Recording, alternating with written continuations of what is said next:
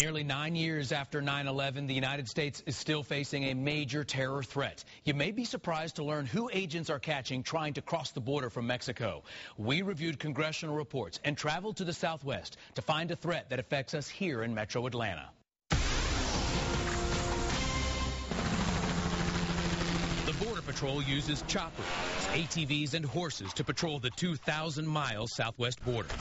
Most of the illegals caught crossing are from Mexico or South America, but thousands are classified as OTMs, other than Mexicans, including hundreds from nations that sponsor terror. These are the records we obtained at this federal detention center near Phoenix, Arizona. We found illegals from Afghanistan, Egypt, Iran, Iraq, Pakistan, Sudan, and Yemen in custody. We have left the back door to the United States open. Former Arizona Congressman J.D. Hayworth has seen the intelligence reports. And we have to understand that there are people who definitely mean to do us harm who have crossed that border. This Arizona rancher doesn't want to be identified because he fears the Mexican cartels who smuggle drugs and people near his property.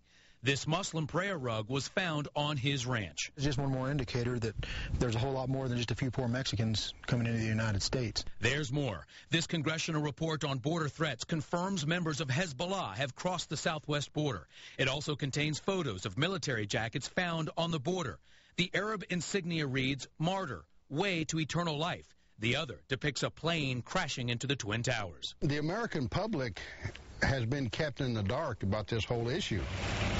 Dave Stoddard was a Border Patrol agent for 20 years. He worries about the dangerous people who get through and may be living among us. In my experience, for every one apprehended, there was at least 10 that would escape apprehension. The congressional report also reveals the route Middle Easterners take. They travel from Europe to South America to the tri-border region, where they learn to speak Spanish, then travel to Mexico and blend in with other illegals heading to this country. One of the world's most wanted terrorists was actually spotted in Atlanta, and speculation is that he came up through the mountains into this country through the Mexican border.